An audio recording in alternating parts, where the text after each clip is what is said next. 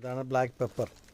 ഈ ഇനത്തിൻ്റെ പേരെന്താണ്? ഈ സിയോൺ മുണ്ടിയാണ്. എനിക്ക് ഇതിൻ്റെ ഒരു തണ്ട് ഇപ്പോൾ ചാച്ചന് അവാർഡ് കിട്ടിയ കൂട്ടത്തിൽ കുരുമുളകിന് അവാർഡ് കിട്ടി ജോർജ് പുളിയൻ മാക്കൽ എന്ന് പറഞ്ഞ വെൺമണിയിലുള്ള അദ്ദേഹത്തിൻ്റെ അടുത്ത് നിന്ന് ഒരു കൊടി ഞാൻ കൊണ്ടുപോയിട്ട് പിടിപ്പിച്ചതാണ്. അതിൽ നിന്ന് കിട്ടിയ കുരുമുളകായത്. ഇത് 2-2.5 കിലോയോളം വരുന്നുണ്ട് അല്ലേ? നമ്മുടെ കാലാവസ്ഥയ്ക്ക് കുഴപ്പമില്ല. ഇതിൻ്റെ ഒരു പ്രത്യേകത എന്താണ്? മണിക്ക് നീളമുണ്ട്, മണിക്ക് നല്ല നീളമുണ്ട്, നീളമുണ്ട്, ഉണങ്ങിയ വെയിറ്റ് കൂടുതലുണ്ട് കുരുമുളകിന്. പിന്നെ കൊടിക്ക് നല്ല കരുത്തുണ്ട്, വളർച്ചയുണ്ട്. തുറസായ സ്ഥലത്ത് ഷെയ്ഡിലും വളരുമെന്നുള്ളതാണ്. ഇല്ലാത്തടത്തും വളരെ ഷെയ്ഡിലും കുഴപ്പമില്ല. അതാണ് പുളിയൻ മുണ്ടിയുടെ പ്രത്യേകത. ഇത് ഒന്നിച്ച് മൂക്കുകയും ചെയ്യും. ഇത് താഴ്ഭാഗത്തേക്ക് പറിച്ചോ? മുളക് പറിച്ചതാ. പറിക്കാതെ ഇത് പുഞ്ചി ഉണ്ടായി നിൽക്കുന്നത്. ഓ ശരി ശരി. അതിന്റെ ഇടയ്ക്ക് ഒരു പഴമുണ്ട്. ഒരു പഴമുണ്ട്.